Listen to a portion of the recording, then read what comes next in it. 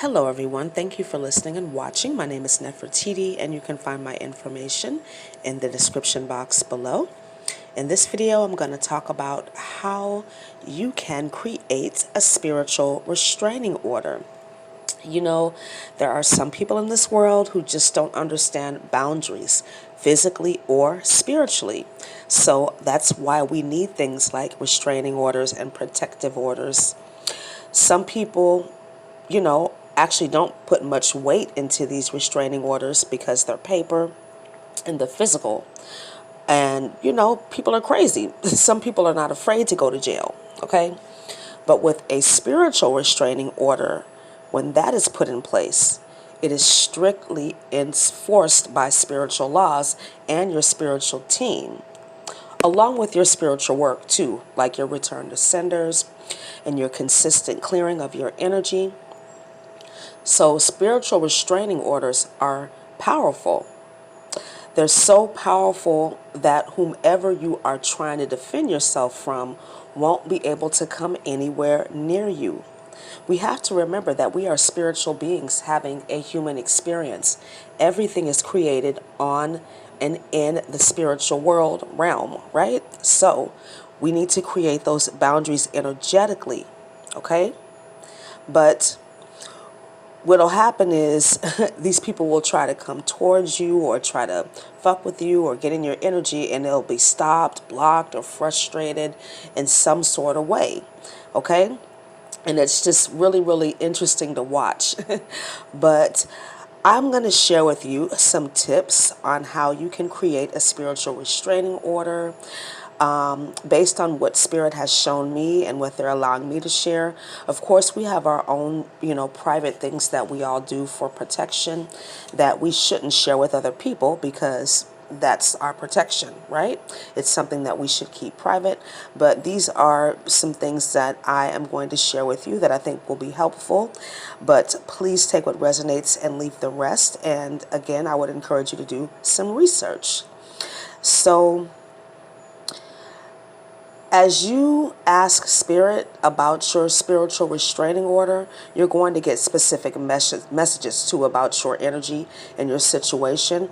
So what I'm hearing is take heed lest ye fall, right?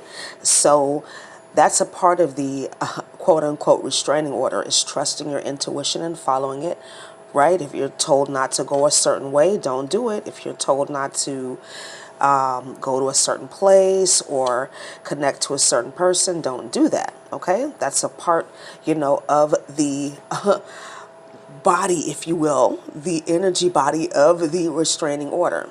Speaking of the physical, I personally carry several weapons on me every day, and I do have some self-defense skills, but I just know that we live in a physical world, so I have to have physical protection, okay? But what is a restraining order, okay? What is an actual restraining order? According to Wiki, it's an order used by court to protect a person in a situation involving alleged domestic violence, child abuse, assault, harassment, stalking, or sexual assault. Now, all of those things I named, in my opinion, these offenses take place physically and spiritually. I feel like they take place spiritually first before the person commits the act, right? Which is another reason why a spiritual restraining order is so powerful and should be your first line of defense. So, with a spiritual restraining order, it involves two things mainly. Creating energetic boundaries is the first thing, okay? And that is done in a variety of ways, using your crystals, using your prayers, whatever works for you. But creating those energetic boundaries, and then two, enforcing those boundaries through your affirmations, your visualizations, and your spiritual tools, okay? So your spiritual upkeep, your spiritual hygiene, right? This has to be an ongoing thing. I'm going to give you 3 tips for creating your spiritual restraining order. The first one is to definitely invoke ancestral protection. And you hear that siren in the background. I'm taking that as confirmation. Okay? That should definitely be your first line, or your first step, if you will, in creating the spiritual restraining order, is to make sure that you're calling on your people, right? Because they're on the front lines. And you know, if your ancestors are like mine, they don't mind fucking people up. I mean, you might not be able to do or willing to do what your ancestors are willing to do to people, okay? So, yeah. Work with them, talk to them, you know, give them offerings, ask for their advice, their guidance, their protection, okay? The second tip is to work with your crystals. And I like to work with 3 specific crystals when I am working with my spiritual restraining order or orders, okay, because you might need more than one.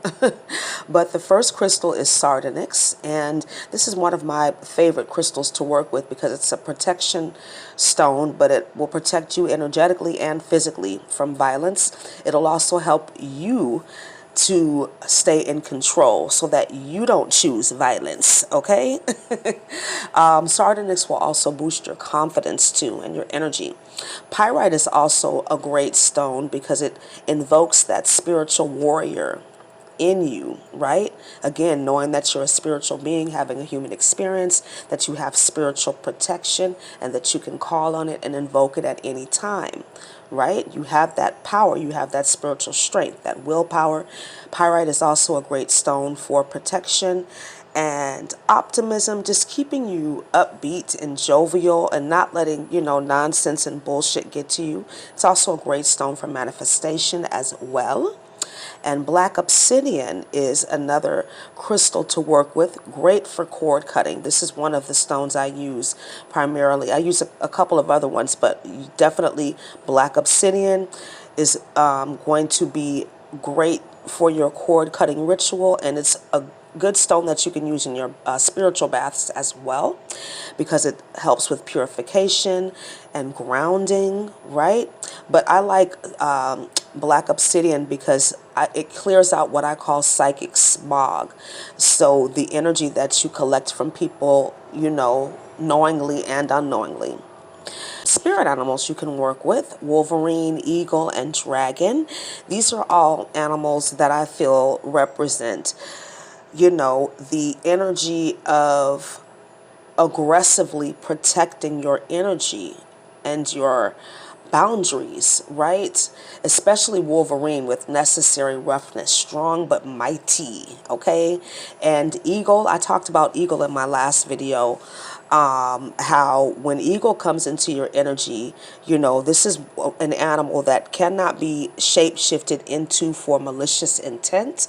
And eagle is a divine messenger and provides divine protection. So when you have eagle in your energy, like nothing gets past eagle. And it doesn't really matter. So for me, I'll just tell you a quick story. Like sometimes I'll see, you know, spirit animals that are other people that have shape-shifted into their true intent, which may or may not be conducive for me, okay? They may have targeted me in some way, or they may be trying to trick me or whatever. And in my visualizations and meditation, when they shapeshift into an animal, they're showing up in their true form. That way I can see their, you know, animals, their temperament, what they're doing. And this is that person's true energy. You see what I'm saying? So eagle will give you that eagle eye too, so that you can see through illusions. I really, really love dragon too, because dragon is one of my spirit animals, is my main spirit animal. I work with a lot of them, but dragon's been with me for a long time, as well as eagle. But dragon is premier, you know, extreme protection, okay? Dragon also represents karma, right? Balance, yin and yang. What you give out comes back to you. And I like to think of dragon as my spiritual bodyguard, you know, that beast that's just Their only purpose and intention is to protect you, period. They're not emotional about it. They're not negotiating with anybody. What do you want? And if it's not good, you're going to get handled, right? So I hope this video was helpful for you. Thank you so much for listening and watching. Please like, comment, subscribe, and share. And I look forward to speaking to you again really soon. Have a wonderful day. Namaste.